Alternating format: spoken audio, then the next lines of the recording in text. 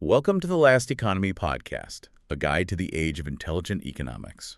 And welcome back to the deep dive. Today we are taking a fascinating, really extensive, and I'd say pretty necessary shortcut into chapter 20 of the book. Chapter 20, okay. Yeah, it lays out the foundations for a whole new field, intelligent macroeconomics. Okay, intelligent macroeconomics. That sounds big.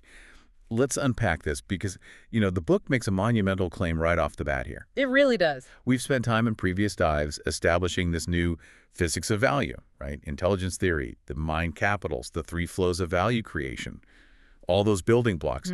Now, it feels like this chapter takes those kind of surgical tools we've developed and aims them squarely at the biggest patient in the hospital, the entire global economic system. That's precisely it. The core mission statement, if you like, of this chapter is basically a declaration that traditional macroeconomics is, well, it's obsolete. Done. Obsolete. Strong word. It argues that for the last century, economists have, maybe inadvertently, been practicing a science of ghosts. That's the phrase the book uses. Science of ghosts. I like that. Yeah, attempting to model reality by chasing these phantom aggregates, things like total output or aggregate demand, which the book argues tell us almost nothing about the underlying mechanisms actually driving growth or volatility. That phrase really resonates because if you just look back at the 20th century, how many massive economic events, these huge shifts, do the old models completely fail to predict or even explain after the fact? The failure feels structural, not just cyclical ups and downs. That's the core insight here. Intelligent macroeconomics argues that we need a new science, not to chase those shadows anymore, but to understand the actual drivers. And what are those? Intelligent agents. Okay, intelligent agents. We're talking corporations primarily. Primarily, yes. These large, non-biological entities, corporations that are competing, but not just for profit in the old sense. The book frames it as competing in a portfolio game of mind capitals. Right, the material intelligence network and diversity capital we've discussed. So managing that invisible portfolio. Exactly. And the promise is, if we can actually see these agents for what they are, and if we can start to measure the invisible capital they're managing, the I, N, and D alongside the M, then we suddenly gain the tools to solve those great, previously unsolved economic mysteries of the 20th century. Mysteries that just lingered for decades. Right. And then we can maybe start tackling the new, frankly bizarre puzzles popping up in the 21st century, the ones being caused by true, fast AI. So it offers answers for the past and a framework for the future. That's exactly right. This deep dive should hopefully offer you, the listener, some of that satisfying clarity that the traditional models, well, they just never could provide. We're moving from trying to fix a haunting to actually illuminating the room, seeing what's really there. Okay, I'm ready. Let's jump straight into section 1 then. How applying this mind framework material, intelligence, network, and diversity capital, suddenly makes those old, confusing puzzles look almost simple. Well, maybe not simple, but solvable. And to do that, we first have to kind of reread the history books, but through this different lens. Right. We need to understand what we've been dealing with. Exactly. To grasp intelligent macroeconomics, we first need to understand what it is we've supposedly been trying to control for, the last 400 years? Yeah. The book offers this really powerful historical anchor by reframing the corporation itself. Ah, okay. And I think I know the quote you mean. It really sets the stage for thinking about the corporate mind. Let me read it. It grounds this whole section.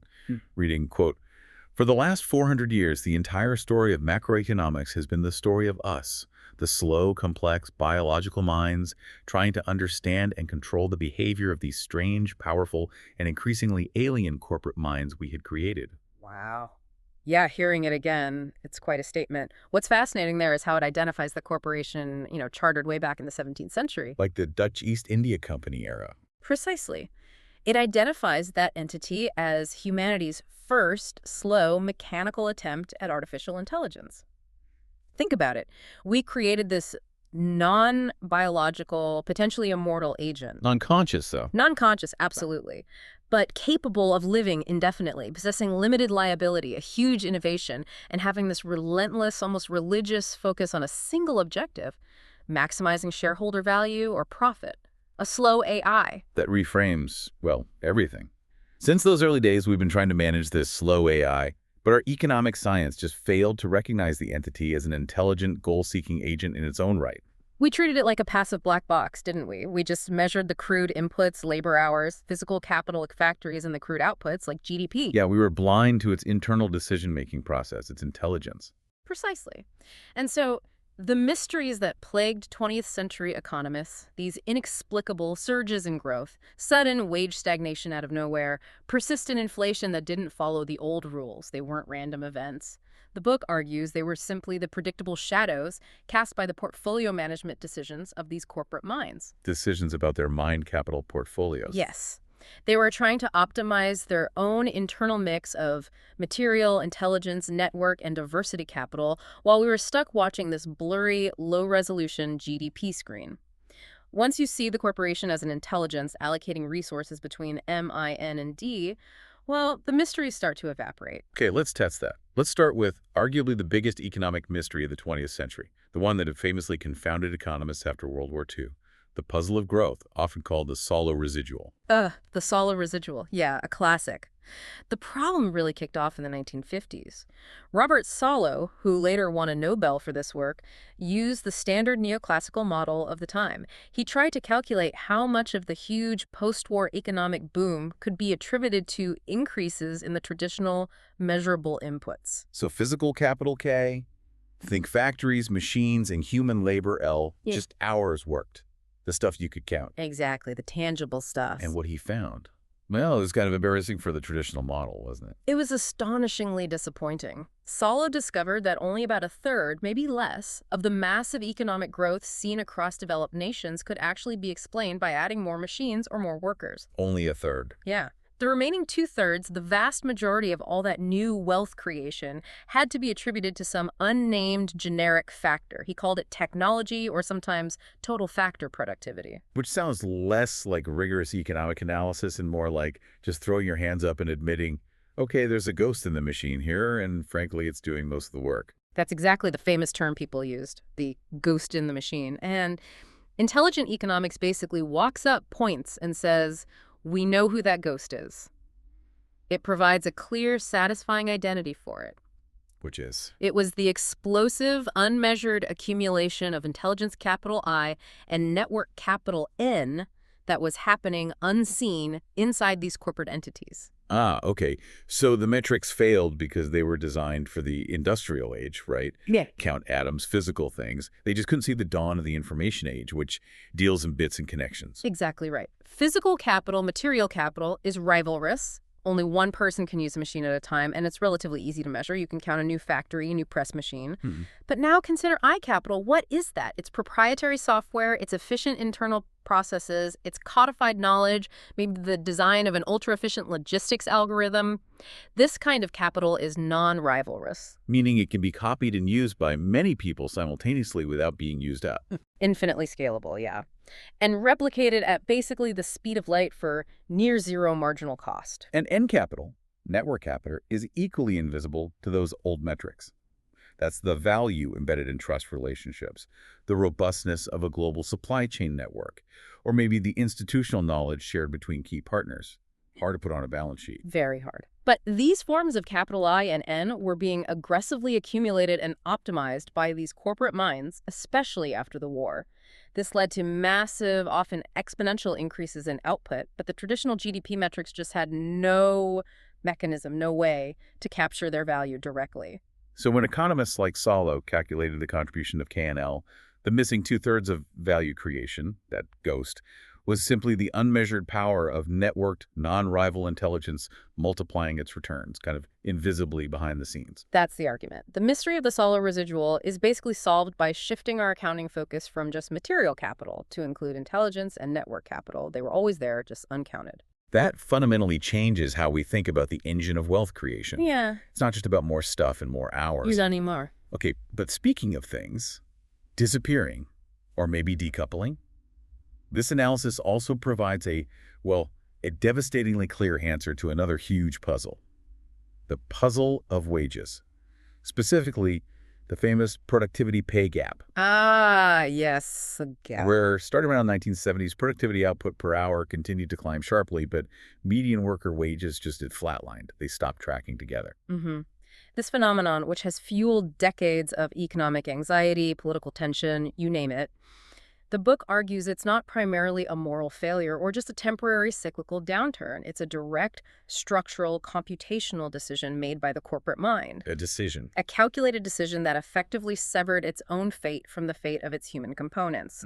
There's another powerful quote here, very succinct about this really painful truth. Yeah, let me read that one. Reading quote. The productivity pay gap was the sound of the corporate mind decoupling its fate from the fate of its human parts. The sound of the corporate mind decoupling. It's stark. The book argues this gap is the unmistakable accounting trace, the footprint of what it calls the third economic inversion. The shift from labor dominance to capital dominance that we touched on before. Exactly. The corporate mind basically calculated computationally that the most effective way to grow its own value, its overall mind portfolio value, was no longer primarily by enhancing the productivity of its human labor force. And this brings in that critical distinction the book makes between the two primary flows of value creation, gradient flow and circular flow. This seems key here. Absolutely essential. Traditional human labor, the kind measured by L in Solo's equation, operates mostly within what the book calls gradient flow. Okay, gradient flow, meaning? Meaning it's characterized by generally linear returns. You put in an hour, you get a certain output. It's rivalrous. My hour worked isn't your hour worked. And crucially, it often suffers from diminishing returns. If you invest $100 million in training human workers, you might get a nice linear bump in productivity, but it probably won't double or triple year after year. Okay, linear diminishing returns. Got it. But the corporate mind realized it had another option for that $100 million investment. It did. It realized it could invest that same money into generating circular flow. And circular flow is different how? Circular flow is generated by non-rivalrous, infinitely scalable capital. Think software, machine learning algorithms, robotic process automation. These investments can trigger self-reinforcing exponential returns. Ah, the non-rivalrous aspect again. Exactly. Once the software is written, it costs almost nothing to copy and apply it across the entire firm, maybe globally. And it can improve constantly, sometimes automatically, often without hitting those diminishing returns walls that human labor bumps into. Okay, so the corporate mind, being a rational, though non-conscious optimizer, look at the math. Linear, diminishing returns from investing more in human labor, gradient flow, versus potentially exponential scalable returns from investing in non-rivalrous capital, circular flow. And it made a choice, a structural prioritization of the exponential path. The book argues the decoupling wasn't necessarily malicious, not in a human sense anyway. It was a rational mathematical optimization for the corporate entity itself. Right, so the overall productivity gains continued, even accelerated, because a corporate mind was massively accumulating this capital, driving circular flow. But it was no longer channeling as much of the resulting profit back to the human laborers operating in the gradient flow, because they were becoming, in a sense, a secondary costly component in the value creation equation. They were becoming overhead in some cases. The gap, that sound of decoupling, is the sound of the corporate mind prioritizing exponential creation within itself over the linear enhancement of its human parts. That's the structural reality the book says we have to grapple with. That makes the puzzle of wages fundamentally an investment problem, driven by the nature of capital, not just a simple supply and demand story for labor. Okay, so if the productivity pay gap tackles labor, then intelligent macroeconomics also needs to address the puzzle of stability. Namely, things like the failure of the Phillips curve, that old supposed trade-off between inflation and unemployment, and the really severe structural inflation shocks we've seen, particularly recently. Yeah, the failure of the Phillips curve back in the 1970s, the stagflation era, that was a huge warning sign that macroeconomists were missing something structural. They mostly believed inflation was a simple lever, right? It's something they could manage primarily with interest rates. They saw it as a monetary problem. Adjust the money supply, adjust rates, and inflation behaves. That was the theory. But the book argues that inflation, especially the kind we experienced in the 2020s, is often actually a symptom of underlying structural fragility in the economy. Okay, structural fragility. And how does the mind framework explain that fragility? It points directly to a critical lack of diversity capital. Diversity capital. Yeah. This is one of the mind capitals that feels maybe less intuitive at first than material or intelligence. It's definitely one of the most underappreciated concepts, I think. And it's crucial to understand it's not just a social concept here, though there are overlaps. Economically, diversity capital is the physical and systemic capital of optionality, resilience, and redundancy. Optionality.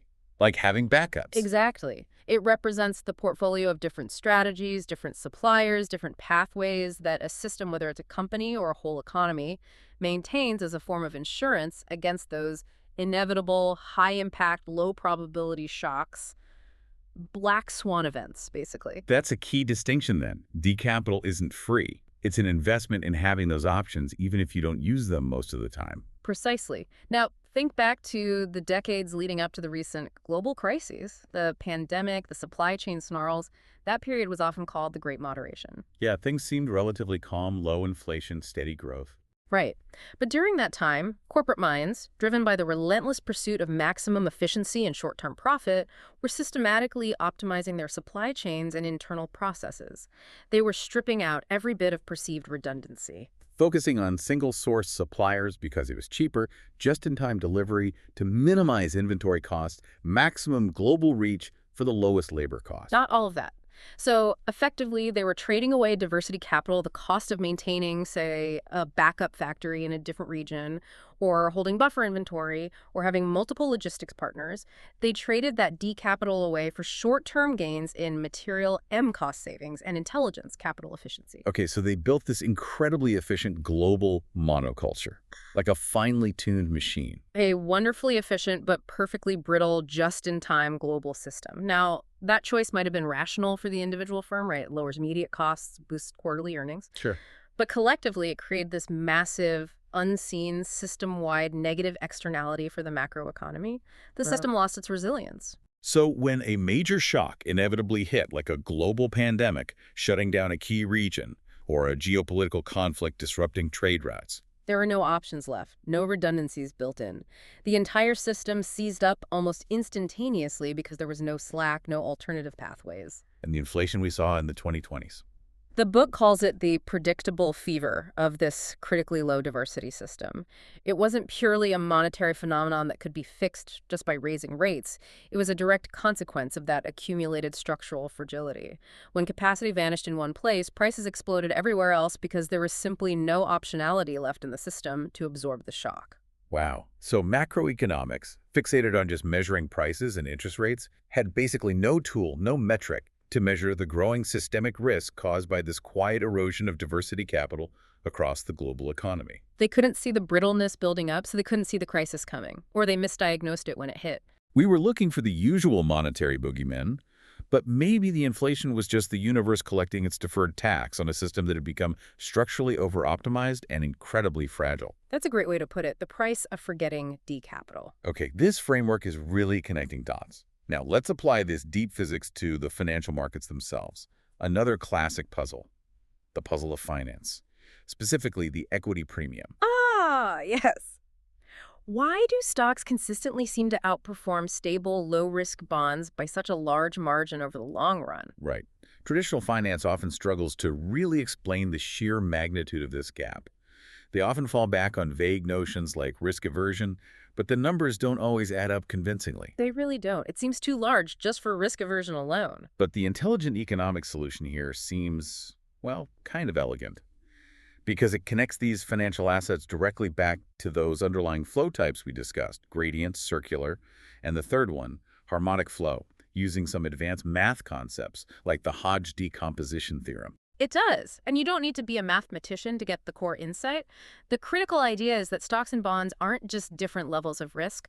They are fundamentally claims on entirely different types of economic flow. Okay, so bonds first.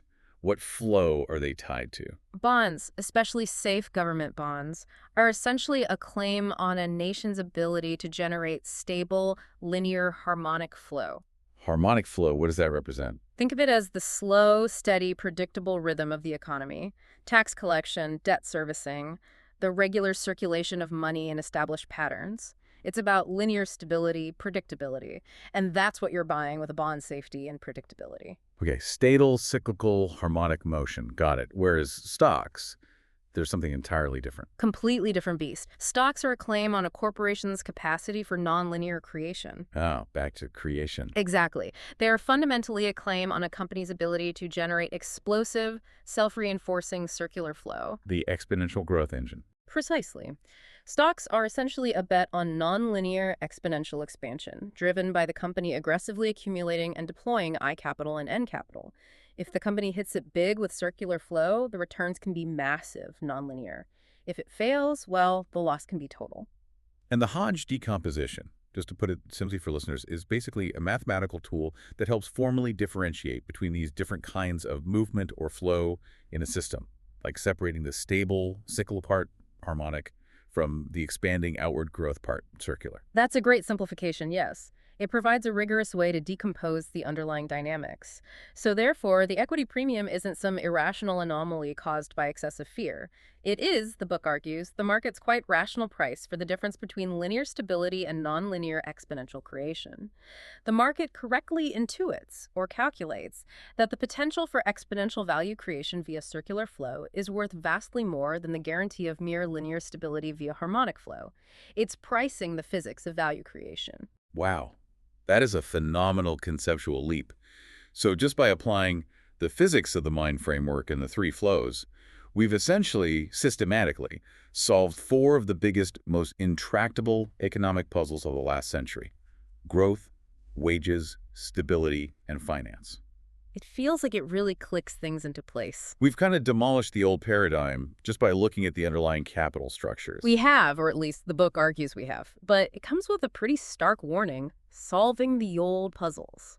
Well, that just opens the door to a new, much stranger, and frankly far more urgent set of Problems driven by. driven by the arrival of true, autonomous, fast AI. Not the slow AI of the corporation, but the real deal. Okay, which brings us squarely into Section 2, the new puzzles of the intelligent age. Yeah. If the corporation was the slow AI we barely understood, now we're dealing with the macro implications of true hyper-fast intelligence that operates on a completely different timescale, maybe even different physics. Yeah, this is where economic physics starts to feel less like classical Newtonian mechanics, predictable billiard balls, and maybe moves into something closer to quantum mechanics, weird counterintuitive effects. Spooky action at a distance. Almost. And the first new puzzle the book flags is, well, it's an existential threat to an economic system built entirely on the assumption of scarcity, which is basically all of economics until now. Okay, existential threat. And let's anchor this with the third quote, because this one cuts straight to the heart of the challenge facing central banks, governments, everyone, globally. Reading, quote, "The new puzzle of value, the deflationary spiral. What happens to an economy when its most powerful technology, AI, is inherently deflationary?" Inherently deflationary. Think about what AI is, fundamentally. It's a machine or a process that relentlessly drives the marginal cost of intelligence itself towards zero. The cost of thinking, planning, analyzing, creating. Exactly. And since nearly all valuable human economic activity, from writing code and doing legal analysis to designing products and optimizing logistics, is ultimately intelligence-based work, well, AI drives the cost of producing almost everything towards zero eventually. Okay, but wait. Central banks right now are desperately fighting inflation, right? Yeah. Which is a scarcity problem, too much money chasing too few goods. They're using tools designed to slow things down, increase costs via interest rates. But what if the underlying dominant structural force is becoming permanent, technologically driven deflation? You can't stop Moore's law, or its equivalent for AI, with an interest rate hike. That's the nightmare scenario for traditional macro. If the economy starts operating in a world of perpetual technological deflation, the entire foundational assumption of needing to maintain a stable price level, that classic 2% inflation target, it just breaks completely. Because every time the central bank tries to stimulate demand to hit that 2% target, the underlying AI technology gets dramatically smarter and cheaper in the background, and the cost of producing intellectual goods and services collapses again. It's like trying to inflate a leaky balloon where the leak keeps getting bigger exponentially. The system is traditionally designed to fear deflation, right? Because it encourages consumers and businesses to just hold on to cash and wait for lower prices tomorrow, which can seize up the economy. That's the traditional deflationary spiral, yes, driven by demand collapse. But what happens if the deflation isn't driven by market failure, but by exponential technological success? By abundance, not scarcity. You potentially enter this bizarre spiral where the better the core technology works driving costs down, the more chaotic and unmanageable the traditional financial instruments and monetary policy levers look. Economists need entirely new models for a world where the primary source of new wealth creation AI is simultaneously the primary source of price collapse for many existing goods and services. The old tools are just irrelevant. As the book says, you can't raise the interest rate on an algorithm. You really can't. And this problem extends beyond just prices, doesn't it? Yeah. It seems to fundamentally break the traditional definition of labor's value. The book introduces a concept here that, honestly, it demands some serious reflection.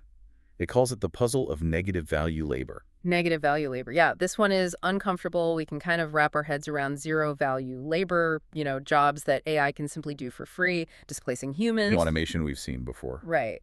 But the really terrifying macro challenge is what happens when human labor doesn't just cease to generate positive value, but actually starts to generate negative economic value from a purely rational computational perspective. Okay, explain that, please. Yeah.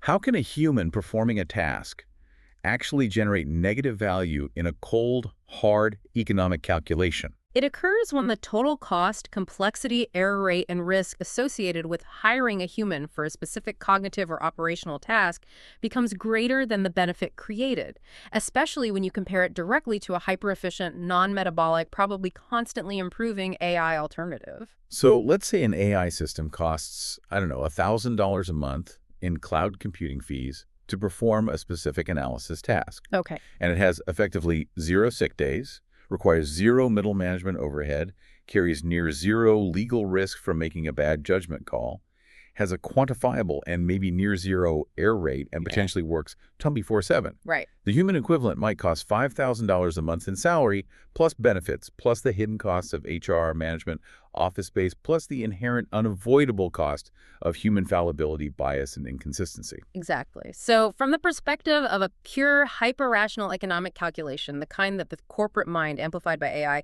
will become exceptionally good at making the human worker in that role starts to look like a net liability on the balance sheet, not an asset. You're paying a premium for complexity, friction, and risk that the AI alternative simply eliminates. Precisely. You're paying more for luck predictability and potentially lower quality output in certain domains. The negative value comes from the opportunity cost and the added risk friction compared to the non-human alternative. So the new macroeconomics has to grapple with modeling a national, even global economy where this reality starts to permeate massive sectors. Think about fields like routine legal work, financial analysis, coding, radiology, customer service. We're already seeing the beginnings of this, aren't we? Large firms increasing revenue significantly while actually reducing their human headcount. That's the economic choice being made, the complex, costly, sometimes fragile biological system versus the hyper-efficient, scalable, non-metabolic digital system. The calculation is already favoring the latter in more and more areas. This feels like a profound shift in the very definition of what a workforce even is in economic terms. It is. And if the economic value of human labor risks evaporation or even negativity, then the capital tied up in human skills and traditional assets is next on the chopping block. This leads us to the third new puzzle, the puzzle of evaporating capital. Okay, evaporating capital. We're not just talking about normal cyclical bankruptcies here, are we? Or factories closing because of foreign competition. No, nothing nearly that slow or predictable. The book warns that the AI revolution is likely to trigger the most rapid, widespread, and unpredictable destruction of previously stable asset values in human history. Think about the vast accumulated value of the 20th and early 21st century economy that is fundamentally tied up in intelligence capital, both human and organizational. Physical assets seem like easy targets first. The value of a giant factory complex built to manufacture internal combustion engines, for example, when electric vehicles dominate. Sure, that's the obvious physical side. But the deeper, more pervasive threat is to intellectual and organizational capital. What is the market value of a professional degree, say, a lawyer's JD, a radiologist's specialized medical training, an accountant's CPA when an AI system demonstrably performs the core cognitive tasks of that profession better, faster, and orders of magnitude cheaper? That accumulated human capital, which might have taken decades and hundreds of thousands of dollars in education and experience to build, Suddenly has its market value plummeting towards zero. Why?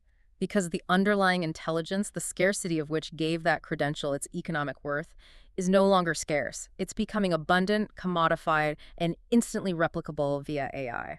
That's terrifying for anyone or any institution whose entire life plan or business model was based on the presumed stable value of that accumulated knowledge or credential. Absolutely. And think about the implications for financial stability.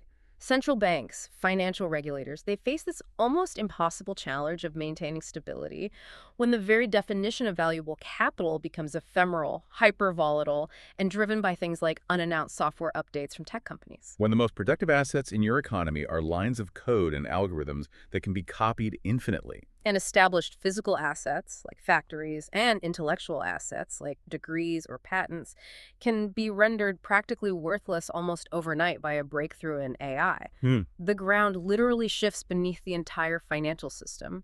How do you value collateral? How do you assess risk?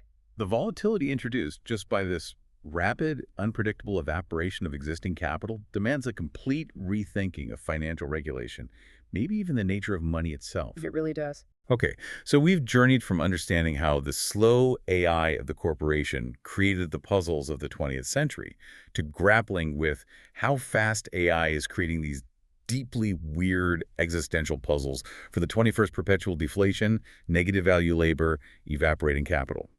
This brings us, I think, to the crucial final part of the chapter.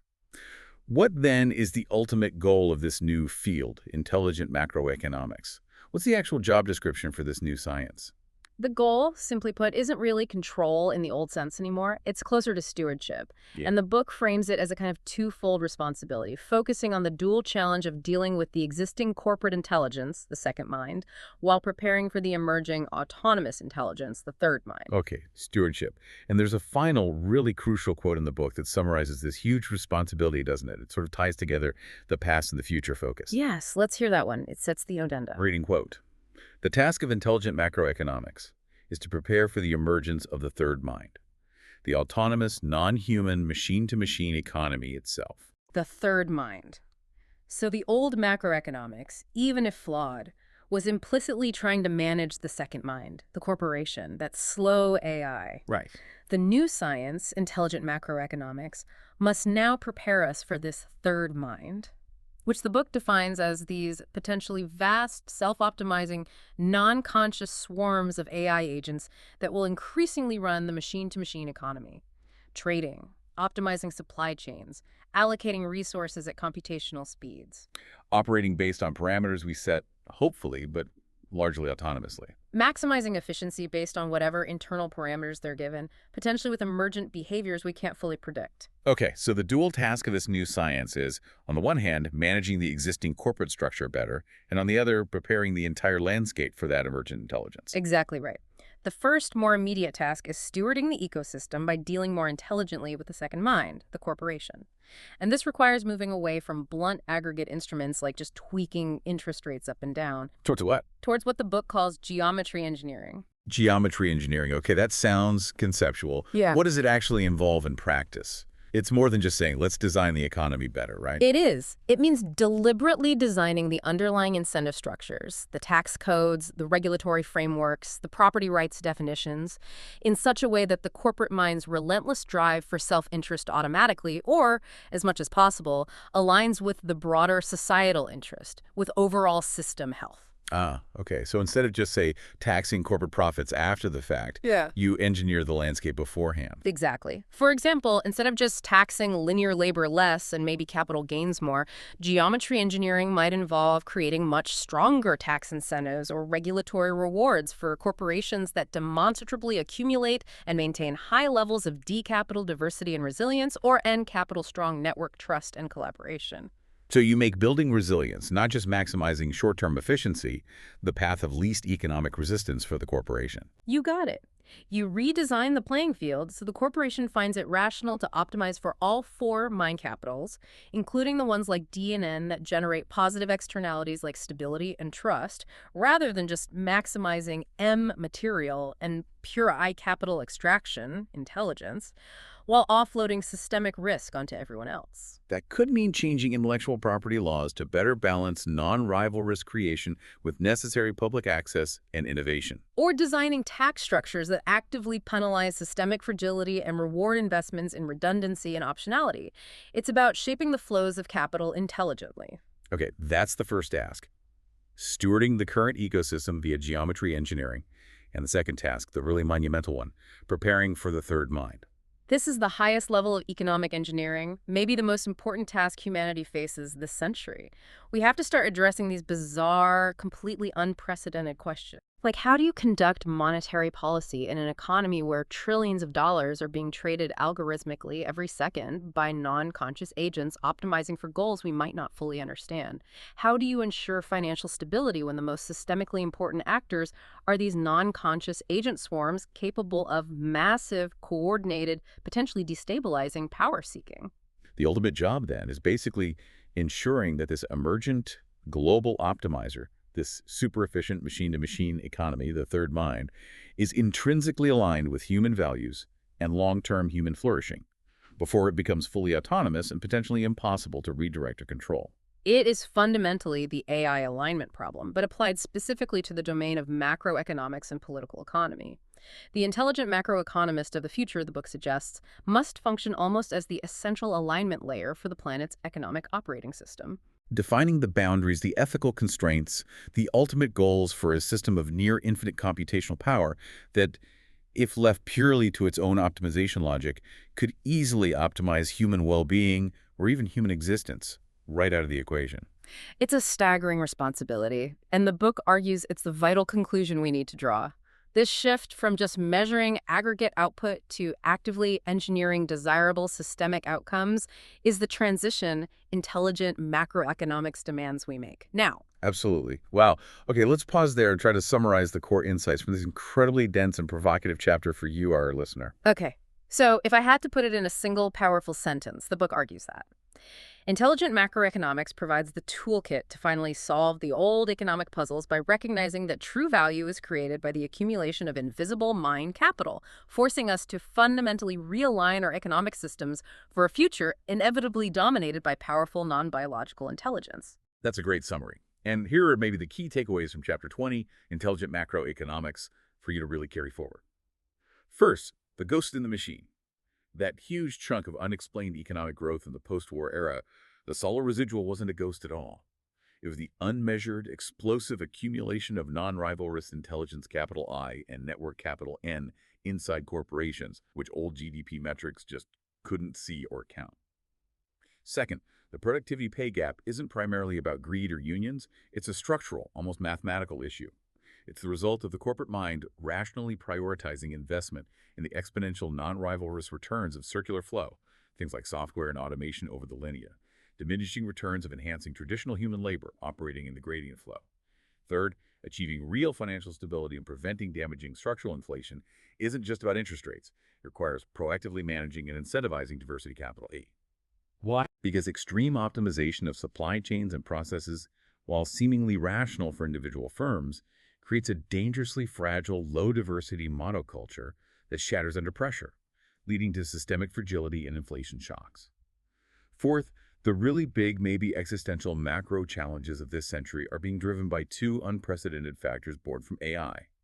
First, the potential for persistent, technologically driven deflation that breaks central banking's core assumptions about needing stable price inflation. And second, the deeply unsettling potential for human labor in many domains to eventually have negative economic value compared to hyper-efficient AI alternatives.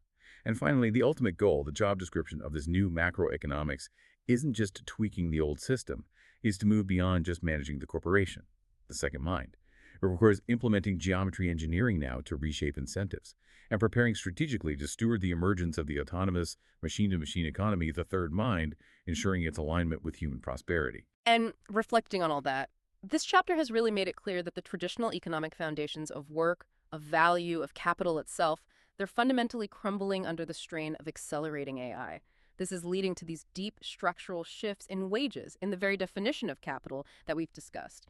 The transition that intelligent macroeconomics outlines here, moving from managing human scarcity to trying to wisely steward machine abundance, it's obviously not just some minor policy adjustment we can make. It feels much more like an existential shift for society. Because if the machines increasingly take the work and the core economic relevance of human beings starts to genuinely vanish, what is left for us? What do we do?